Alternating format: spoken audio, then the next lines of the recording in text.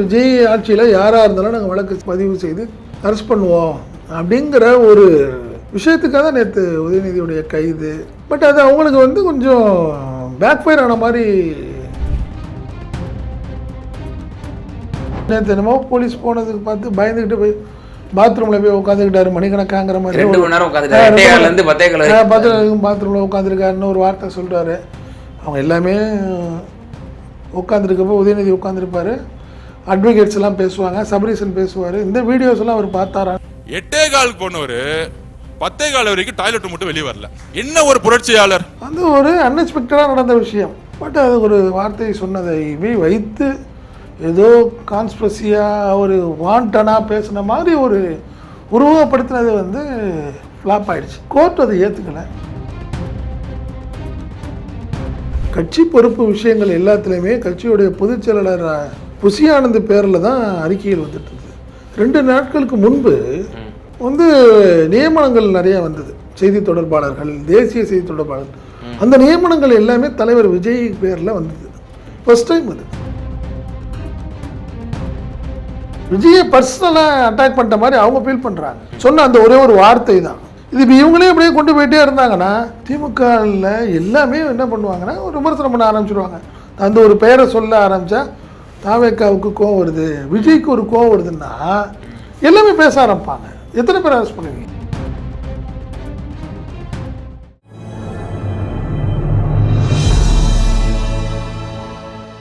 Tamil news நேர்களுக்கு வணக்கம். இன்றைய நேர்காணலில் நம்மோடு இருந்திருப்பவர் தமிழ் நியூஸோட ஆசிரியர் மற்றும் பத்திரிகையாளர் திரு செந்தில் சார். சார் வணக்கம். வணக்கம் வைக்கம். வணக்கம் சார்.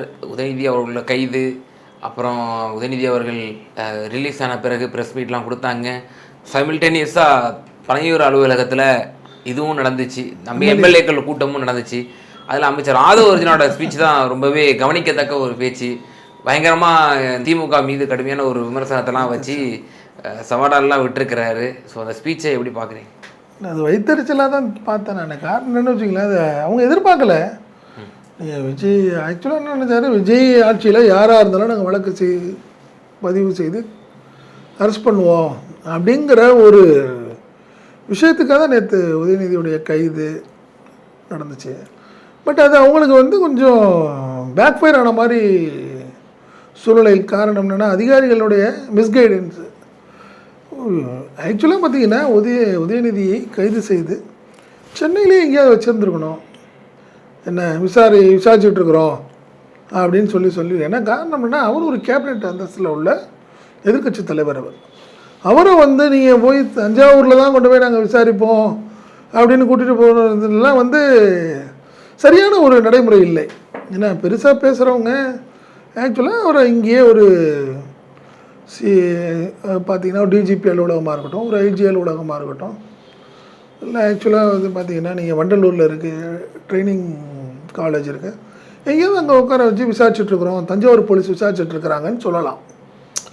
நீங்கள் கொண்டு போய் ஒரு இடத்துல ஏற்கனவே பார்த்திங்கன்னா ஓலக்கோட்டில் நிப்பாட்டினாங்க விழுப்புரம் மாவட்டத்தில். அதுக்கப்புறம் தஞ்சாவூர் கொண்டு போக முடியாமல் பாதியிலேயே செங்கிப்பட்டியில் நிப்பாட்டி விசாரணை அப்படின்னு சொல்லி ஒரு பெரிய சொதப்பல். அது பெரிய அட்வான்டேஜ். 5 முறை ரூட்டு மாற்றி அதுதான் சொல்கிறேன்.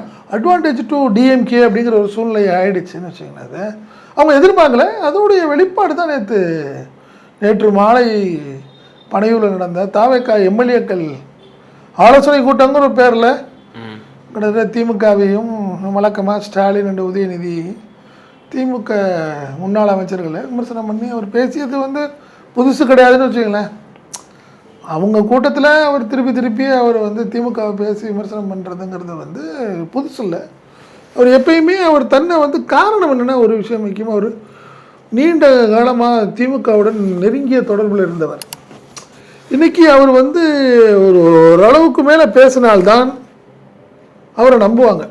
இல்லைன்னா அவங்க இல்லைங்க அவர் பழைய ஆள் பார்த்தீங்களா, எப்படி பேசுகிறாரு பார்த்தீங்களா, உதயநிதியை விட்டு கொடுக்குறாரா பார்த்தீங்களா, சபரீசனை விட்டு கொடுக்குறாரா பார்த்தீங்களா அப்படின்னு ஒரு சூழ்நிலையை வந்து எல்லாம் பார்ப்பாங்க. ஸோ அதனாலேயே பார்த்திங்கன்னா ஆரம்ப காலத்துலேருந்தே திமுகவுக்கு எதிராக மற்றவங்க ஒரு 50% இவர் 90% பேச வேண்டிய கட்டாயத்தில் இருக்கிறார். அவர் நேற்றும் அதே மாதிரி தான் உதயநிதி வந்து கிட்டத்தட்ட போலீஸ் 7 மணிக்கு போனாங்க, 10:30 மணி வரைக்கும் லேட் பண்ணார் அவர் அப்படிங்கிறாங்க. ஒரு விஷயந்தான், யாராக இருந்தாலும் யார் கம்ப்ளைண்ட் யார் என்னென்ன செக்ஷனுங்கிறத நீங்கள் சொல்லவே இல்லையே. 10 மணி வரைக்கும் என்னென்ன செக்ஷன்னு சொல்லலை. விசாரிக்க போகணும், விசாரிக்க வாங்கன்னு கூட என்னென்ன செக்ஷன் சொல்லுங்கள். மேடோட்டாவை தான் பார்க்கணும், அட்வொகேட்ஸ் வரட்டுங்கன்னு சொல்கிறாங்க, கேட்க மாட்டேங்கிறாங்க போலீஸ் ஆஃபீஸர்ஸ். நீங்கள் வந்துடுவாங்க, எங்கள் அட்வொகேட் வந்துடுவாருன்னு சொல்லும்போது கூட அவங்க ஏற்றுக்க மாட்டேங்கிறாங்க.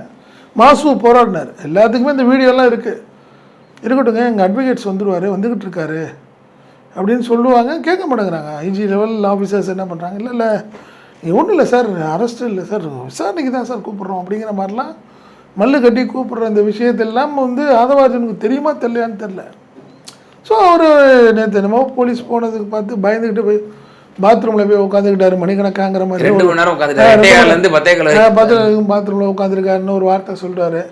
அவங்க எல்லாமே உட்காந்துருக்கப்போ உதயநிதி உட்காந்துருப்பார், அட்வொகேட்ஸ் எல்லாம் பேசுவாங்க, சபரீசன் பேசுவார். இந்த வீடியோஸ் எல்லாம் அவர் பார்த்தாரான்னு தெரியலைன்னு வச்சுக்கோங்களேன்.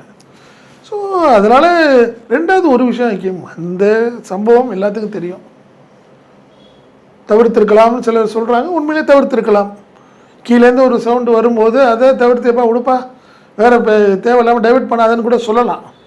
பட் அந்த ஃப்ளோவில் இது இப்போ இல்லை, உதயநிதியோடைய கிட்டத்தட்ட ஒரு 5 ஆண்டு கால தொடர்ந்து அந்த பொதுக்கூட்டம் பார்த்திங்கன்னா யாராவது கீழேருந்து சவுண்டு சொல்கிறது, அதற்கு இவர் ரியாக்ட் பண்ணுறதுங்கிறத ஒரு கிட்டத்தட்ட ஒரு மேனரிசமாகவே வச்சு பண்ணிகிட்ருக்காரு. அவருடைய பப்ளிக் மீட்டிங்கில் எல்லாத்துலேயுமே அந்த ஒரு ஸ்ட்ராட்டஜி போயிட்டே இருக்கும். அது குறிப்பாக பார்த்தீங்கன்னா நீங்கள் சட்டமன்ற தேர்தல் பிரச்சார கூட்டத்திலலாம் பார்த்தீங்கன்னா எடப்பாடி பழனிசாமி பற்றி ஒரு ஃபோட்டோ, அடிமை யார் இங்கே மன்னிப்பு கேட்டது யார் அப்படிங்கிற விஷயமே கிட்டத்தட்ட அவருக்கும் எடப்பாடி பழனிசாமிக்கும் ஒரு பெரிய வார்த்தை போரே ஓடிட்டு இருந்ததுன்னு வச்சுங்களேன். உதயநிதி பேச ஆரம்பித்தாவே அந்த சம்மந்தப்பட்ட இடத்துலேருந்து ஏன்னா அந்த ஃபோட்டோனா அந்த ஃப்ளக்ஸுன்னு சத்தம் போட ஆரம்பிப்பாங்க. அந்த அடிப்படையில் முந்தானத்து கூட வந்து ஒரு அன்எக்ஸ்பெக்டடாக நடந்த விஷயம். இந்த ஃப்ளோவில் சில பேர் தவிர்த்துருக்கலான்னு சொல்கிறாங்க, தவிர்த்துருக்கலாம். பட் அது ஒரு வார்த்தை சொன்னதை வைத்து ஏதோ கான்ஸ்பிரசியாக ஒரு வாண்டனாக பேசின மாதிரி ஒரு உருவப்படுத்தினது வந்து ஃப்ளாப் ஆகிடுச்சு. கோர்ட் அதை ஏற்றுக்கலை. இப்போ நீங்கள் என்ன சொல்கிறீங்க, தைரியமாக நீங்கள் அரெஸ்ட் பண்ணீங்கல்ல, இந்த செக்ஷன் அடிப்படையில் ரிமாண்ட் பண்ண முடியலையே. நீங்கள் எல்லா ஃபீலியரையும் பாருங்கள், நீங்கள் கோர்ட்டில் போய் அடிப்படுதுங்க. எல்லா வழக்குகளையும் செந்தில் பாலாஜி அவருடைய வழக்கை பாருங்கள், 2 வழக்கு இப்போது. ஒன்று வந்து தாவேக்கா எம்எல்ஏக்கள் பேரம் பேசப்பட்ட வழக்கு, 2வது பார்த்தீங்கன்னா டாஸ்மார்க்கு இந்த வழக்கு. ஸோ இந்த வழக்குகள் எல்லாத்துலேயுமே பார்த்தீங்கன்னா முன்ஜாமீன் கிடைக்குது. ஸோ அப்போது நீங்கள் ரொம்ப அர்ஜென்ட்டாக நீங்கள் ஏனோ தானே செய்ய அதிகாரிகளுடைய அந்த எஃப்ஐஆர் எந்த ஆதாரங்களும் இல்லாமல் உடனே ஒரு மேலே ஒரு எஃப்ஐஆர் போட வேண்டியது, அவர் A1 எப்படியாவது கைது செய்து அவர் உள்ளே வைக்கணும், இப்படி ஒரு அடிப்படையிலேயே போகிறது தான் ஒரு ஃபெயிலியராக இருக்கிறதா நான் பார்க்குறேன். அதனால் தொடர்ந்து தாவேக்க அரசில் அதிகாரிகள் ஒரு சொதப்பலான ஒரு சூழ்நிலை ஏற்படுத்தி விஜய்க்கு ஒரு சங்கடத்தை ஏற்படுத்துகிறாரு. லேட்டு கூட அப்படி தான், கிட்டத்தட்ட 7-8 மணி நேரம் பார்த்தீங்கன்னா நேஷனல் லெவல் மீடியாஸில் ஆரம்பித்து எல்லாத்துலேயுமே உதயநிதி தான் அன்றைக்கி ஹீரோ இருந்தது. ஆமாம், அதுக்கு காரணம் யார்? தாவேக்கா தானே. அது அவங்க முன்னாடியே அதை ஒரு அசியூம் பண்ணியிருக்கணும், எப்படி கொண்டு போயிருக்கணும், இதை எப்படி என்ன பண்ணணும் அப்படிங்கிறத பிளானே இல்லாமல் பண்ணதோட விளைவு இதுன்னு வச்சுக்கோங்க. அதனால் இந்த ஆதவார்ஜனுடைய பேச்செல்லாம் பார்த்தீங்கன்னா கிட்டத்தட்ட நான் சொல்கிற வைத்தறிச்சல் தான். ஆஹா, நம்ம ஒன்று நினச்சோம் வேற ஒரு மாதிரி ஆயிடுச்சே அப்படின்னு அட்லீஸ்ட் அங்கே இருக்கிற அந்த கூட்டத்தில் அந்த சந்தோஷத்தையாவது ஏற்படுத்திக்கணும் அப்படிங்கிறத ஒரு தாறுமாறாக பேசினார். அது ஒரு பெருசாக எடுத்துக்க வேணாம் நான் நினைக்கிறேன். அந்த மீட்டிங்கில் குறிப்பாக சாராம்சமாக பேசுறது பெண்கள் பாதுகாப்பு. எங்கள் தலைவர் வந்து பெண்கள் பாதுகாப்பில் காம்ப்ரமைஸே பண்ண மாட்டார். எங்கள் தலைவர் என்னைக்காவது பெண்களுக்கு எதிராக ஏதாவது பேசியிருக்கிறாரா, ஒரு இது காட்ட முடியுமா அப்படின்னு சவால். அவருடைய பேச்சு தான் இது சங்கடத்தை ஏற்படுத்துது. விஜயுடைய பர்சனல் லைஃப் இருக்குது, கோர்ட்டு சில விஷயங்கள் போயிட்டுருக்கு, டைவர்ஸ்க்கு இதெல்லாம் போயிட்டுருக்கு. இதெல்லாம் தேவையில்லாமல் பேசுறது. ஆதவார்ஜனுடைய பேச்சு தான் எதிராளிகள் வந்து ஒரு சப்ஜெக்ட் எடுத்து கொடுக்குறாரு, அவங்க அந்த மீம்ஸ் போட்டு வேறு மாதிரி டேமேஜ் பண்ணுறாங்க. இப்போ ஏன் கரூர் சம்பவத்துலேயும் அதே மாதிரி தான் ஒரு கணக்கு இருக்குது விடமாட்டோம் அப்படின்னு சொன்னது, அதனுடைய விளைவு அடுத்தடுத்த விஷயங்கள் பிரச்சனைகள் ஆகுதுன்னு வச்சுக்கலேன். ஸோ ஆதவார்ஜனுடைய பேச்சு அதான் சொல்கிறேனே, ஒரு லிமிட்டை தாண்டி போகிறார். ஆனால் திமுக அது கோர்ட்டுக்கு போக மாட்டேங்குது. உதயநிதி பேசுனதுக்கு உடனே தாவேக்கா போனது, நேற்று ஆதவார்ஜுன் பேசுனதுக்கு இன்றைக்கி திமுக போகணும் கோர்ட்டுக்கு நியாயமாக இருந்தால். பட் திமுக அது விமர்சனமாக நினைக்கிது, அவ்வளோதான் போ, நீ என்ன வேணாலும் பேசிட்டு போ அப்படின்னு அவங்க நினைக்கிறாங்க. அந்த பெருந்தன்மை தாவேக்காட்ட இல்லைல்ல. இமிடியேட்டாக நீங்கள் நாட் ஓன்லி உதயநிதி, மார்க்கண்டேயனாக இருக்கட்டும், நீங்கள் அனிதா ராதாகிருஷ்ணனாக இருக்கட்டும், யூடியூபர்ஸாக இருக்கட்டும், டிஎம்கே ஜென்சி, எது எல்லாத்துக்கும் இதே மாதிரி தானே அவங்க பண்ணிகிட்ருக்கிறது. ஸோ அதனால் திமுகவும் சில விஷயங்களை கற்றுக்கொள்ள வேண்டும். அப்போ தான் அர்ஜுன் போன்ற ஆட்களை கொஞ்சம் அடக்கி வாசிக்கிறதுக்கு கொஞ்சம் பயமுறுத்தியே ஆகணும். பயமுறுத்தலைன்னா இன்னும் பேசிகிட்டே தானே இருப்பார் அவர். அதாவது திமுகவின் ஆதரவாளர் என்று சொல்லக்கூடிய ஜேம்ஸ் வசந்தன் இசையமைப்பாளர் அவருமே என்ன சொன்னார், இந்த கைது நல்லது தான் திமுகவுக்கு அப்படின்னாரு. ஏன்னா அது அதிர்ச்சியாக இருந்துச்சு, என்ன நல்லதுன்றாரு அப்படின்னு பார்க்கும்பொழுது அவரும் நீங்கள் சொன்ன மாதிரி தான் சுட்டி காட்டினார். கரூர் வழக்கில் வலிக்கு காரணமாக இருந்தவரை வந்து நீங்கள் விட்டுட்டு எவ்வளோ ஃப்ரீயாக விட்டுட்டீங்க எல்லாத்தையும் போட்டுட்டு. நேற்று ஸ்டாலினை திட்டாத திமுக கிடையாது. நேற்று உதயநிதிக்கு அவங்க கைது செய்து கூட்டிகிட்டு போன விஷயங்கள்லாம் திமுகவுக்கு ஃபஸ்ட்டு 1 hour சொல்கிறேன், ஃபஸ்ட்டு 1 hourல திமுகவில் ஸ்டாலினை திட்டாத திமுகவினரே கிடையாது.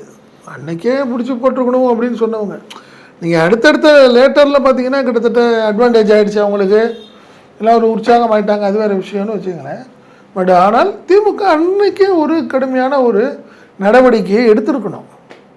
அதோடைய பிரதிபலன் தான் இன்றைக்கி அவங்க பண்ணுறதெல்லாம் பார்த்து சகிச்சுக்குள்ள இருக்க வேண்டிய நிலைமைக்கு திமுக இருக்கிறது.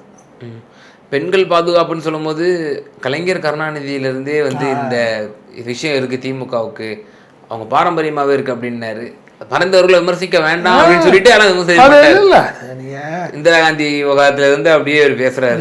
நீங்கள் ஒரே ஒரு விஷயந்தான், அது ஆக்சுவலாக வந்து பார்த்தீங்கன்னா IUML தலைவர் பேராசிரியர் சொன்ன வார்த்தையே பார்த்தீங்கன்னா ஒரு வந்து முதல்வர் ஜோசப் விஜயுடைய மனசு வந்து ரொம்ப புண்பட்டுருச்சு இந்த சம்பவத்தால் அப்படின்னு அவர் சொல்கிற வார்த்தை எனக்கு ஆச்சரியமாக இருக்குது. அதே மாதிரி தான் இப்போ ஆதவார்ஜுன் இப்போ எல்லாமே விஜயை பர்சனலாக அட்டாக் பண்ணுற மாதிரி அவங்க ஃபீல் பண்ணுறாங்க. சொன்ன அந்த ஒரே ஒரு வார்த்தை தான் இது. இப்போ இவங்களே அப்படியே கொண்டு போயிட்டே இருந்தாங்கன்னா திமுகவில் எல்லாமே என்ன பண்ணுவாங்கன்னா ஒரு விமர்சனம் பண்ண ஆரம்பிச்சிடுவாங்க. அந்த ஒரு பெயரை சொல்ல ஆரம்பித்தா தாவேக்காவுக்கு கோவம் வருது, விஜய்க்கு ஒரு கோவம் வருதுன்னா எல்லாமே பேச ஆரம்பிப்பாங்க. எத்தனை பேர் அரெஸ்ட் பண்ணுவீங்க? ஸோ அது அவங்களும் கடந்து போயிருக்கணும். இப்போயுமே கூட தேவையில்லாத விஷயம் அவங்க இவ்வளோ பேசுகிறது. காரணம் என்னென்னா நீ பொது வெளியிலேயே இருக்கட்டும், நீங்கள் சமூக வலைதளங்கள்லாம் பார்த்தீங்கன்னா யார் வேணாலும் விமர்சனம் பண்ணுறாங்க. நீங்கள் எப்படி நீங்கள் கட்டுப்படுத்துவீங்க? அதில் லட்சக்கணக்கான கோடிக்கணக்கான பேர் விமர்சனம் பண்ணுறாங்க அதில். அதனால் இந்த மாதிரி விஷயங்களை தவிர்த்திருக்கலாம்ங்கிறது தான் என்னுடைய எண்ணம். சார், இப்போ அடுத்தபடியாக தாவேக்காவினுடைய அதாவது அதிமுக முன்னாள் எம்எல்ஏக்கள் எல்லாம் போய் சேர்ந்தாங்க, இப்போ ராஜினாமா பண்ணிவிட்டு. அதில் எப்படி பொறுப்புகள்லாம் வழங்கப்படும், இன்னும் பலருக்கு இப்போ வழங்கப்படாமல் பெண்டிங்லேயே இருக்கே. சனிக்கிழமை தோறும் இந்த இணைப்பு விழாலாம் நடக்கும். அதில் அமைச்சர் புஷியார் வந்து ஓப்பனாகவே உடைச்சார், வந்தவங்களுக்கெல்லாம் வந்து நிச்சயமாக பொறுப்பு வழங்கப்படும், அண்ணன் விஜயபாஸ்கர் அவர்களுக்கும் விரைவில் வழங்கப்படும் அப்படின்னு சொல்லி ஓப்பனாக உடைச்சார். அவரும் தயக்கமாக கொஞ்சம் சிரித்து இது பண்ணார். என்ன இப்படி இவ்வளோ வெளிப்படையாக பேசுகிறாரு அப்படின்ற மாதிரி நமக்கே தோணுச்சு. பாவம் ஏக்கத்தில் இருக்காருன்னு அர்த்தம். அப்போ ஏதோ ஒரு பொறுப்புகள்லாம் வழங்கப்படும்ன்ற மாதிரி செய்திகள்லாம் வருது.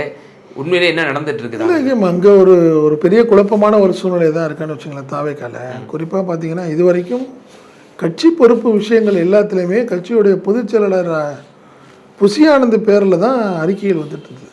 2 நாட்களுக்கு முன்பு வந்து நியமனங்கள் நிறையா வந்தது. செய்தி தொடர்பாளர்கள், தேசிய செய்தி தொடர்பாளர்கள், அந்த நியமனங்கள் எல்லாமே தலைவர் விஜய் பேரில் வந்தது. ஃபர்ஸ்ட் டைம் அது. நீங்கள் எப்பயுமே பார்த்தீங்கன்னா புஷி ஆனந்த் தான் எல்லாத்துலேயுமே நியமனங்களுக்கு வரும். கட்சியுடைய மாவட்ட செயலர், மாவட்ட தலைவர் எல்லாமே அவர் தான் பண்ணிகிட்டு இருந்தார். இது ஃபஸ்ட் டைமாக நீங்கள் விஜய் வந்து இந்த நியமனங்களை அவரது பெயரில் வந்ததே பலருக்கும் குழப்பம். இன்னும் தாவேக்கால உள்ள பலருக்கு இந்த குழப்பம் என்னன்னு புரியல. ஏன் திடீர்னு இப்படி ஒரு முடிவு எடுக்கிறாரு தலைவர் அப்படின்னு ஒரு குழப்பம் இருக்குன்னு வச்சுக்கோங்களேன். காரணம் என்னென்னா திடீர்னு புஷி ஆனந்த் பவர் ஆயிடுறாரு, இல்லைன்னா திடீர்னு ஆதவார்ஜுன் பவர் ஆயிடுறாரு, இல்லைன்னா திடீர்னு நிர்மல்குமார் பவர் ஆயிடுறாப்புல. இந்த ஒரு குழப்பம் இருந்துகிட்டே இருக்குது. யாரை போய் பார்க்குறது? யாரை பார்த்தா இன்னைக்கு யார் பவராக இருக்காங்க தாவேக்காலன்னு ஒரு குழப்பமா ஒரு கட்சி ஸ்ட்ரக்சரே இல்லை. ஆமாம், நீங்கள் அதுதான் பிரச்சனைன்னு வச்சுங்களேன். நீங்கள் ஏன்னா இப்போ இந்த நியமனங்களுக்கு அப்போ விஜய்யுடைய அவருடைய பெயரில் இந்த நியமனங்கள் ஏன் வருது? நேற்று வரைக்கும் ஏன் பொதுச்செயலாளர் பேரில் வந்துச்சு?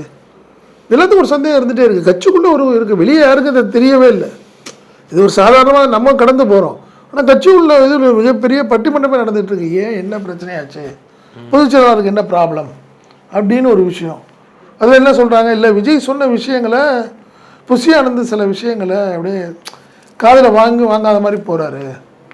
ஸோ அதனாலே அவரே கையில் எடுத்து விஜய் இப்போ எல்லாமே நியமனங்கள் எல்லாமே அவரே ப்ராப்பராக பண்ணுறாருங்கிறாங்க. இப்போ அடுத்த கட்டமாக இப்போ நீங்கள் சொல்கிற மாதிரி விஜயபாஸ்கர் மாதிரி முன்னாள் அமைச்சர்கள் மாஜிக்கல் போனாங்கல்ல, அவங்க எல்லாத்துக்கும் பெரிய வருத்தம். இல்லை தாவேக்கா இப்போ திடீர்னு ஒரு முடிவு எடுக்கிறதுக்கு காரணமே சனிக்கிழமை ஒரு பெரிய கூட்டம் வந்து சேர்ந்துட்டு இருந்தது. இப்போ பார்த்தீங்கன்னா 2-3 சனிக்கிழமை யாரும் வர்றதில்லை. போனவங்களுக்கு யாருக்கும் மரியாதை இல்லை.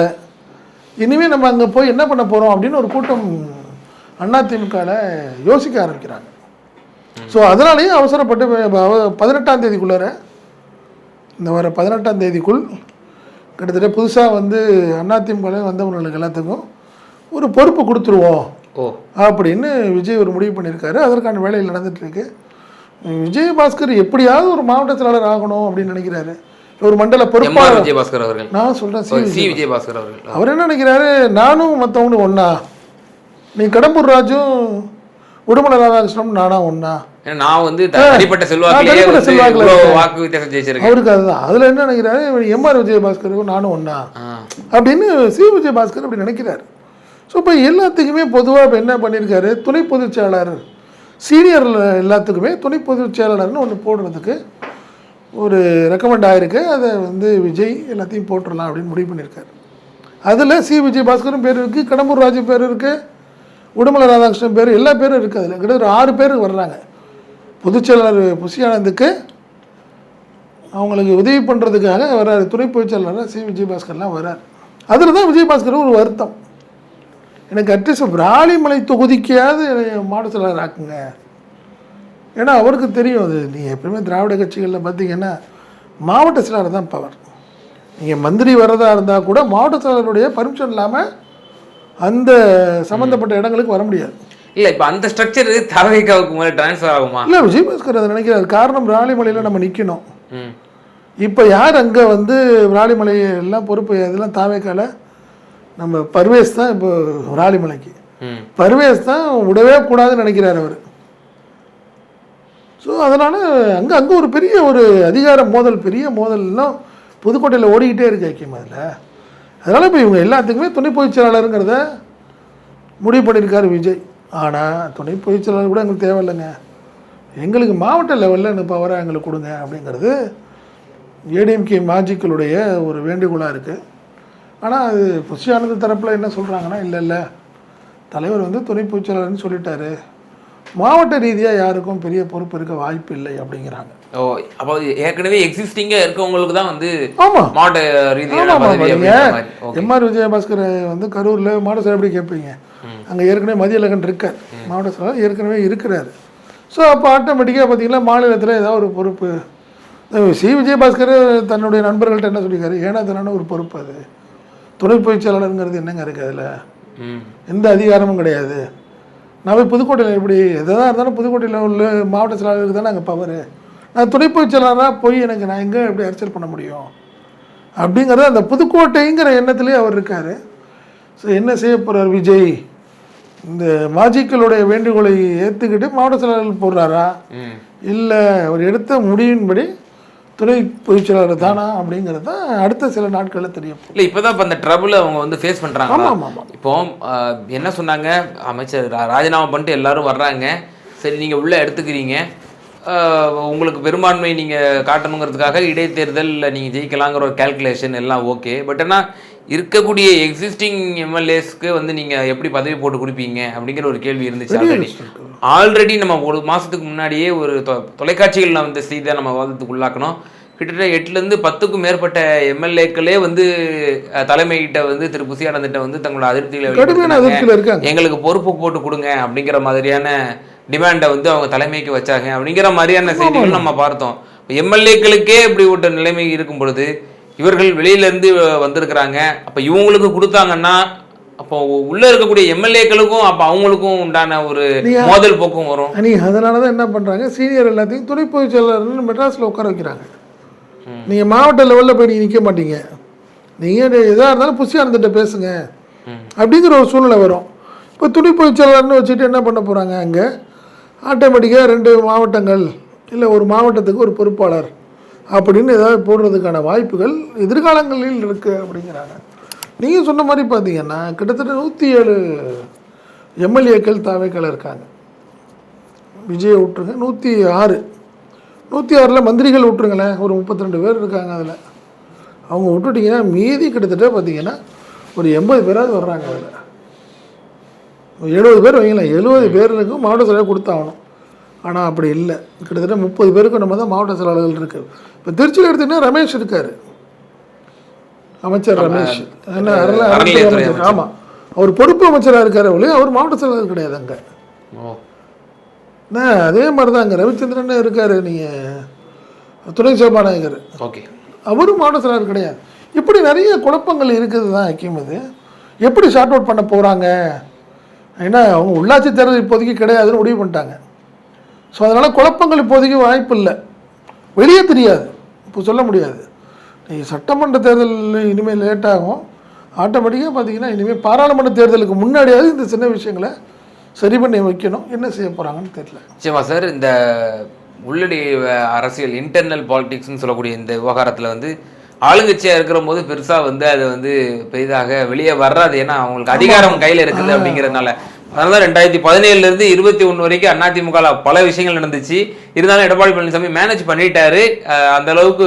3 மாசத்துல ஆமா, அந்த அந்த ஆட்சி இல்லாத போது இருக்கக்கூடிய நிலைமையும் ஆட்சி இருந்த போது உள்ள நிலைமையும் அது ஒரு நல்ல ஒரு சான்று. பல விஷயங்களை வந்து ரொம்ப விரிவா தெளிவா எங்க நேயர்களுக்கு வந்து பகிர்ந்தீங்க. ரொம்ப நன்றி. நன்றி.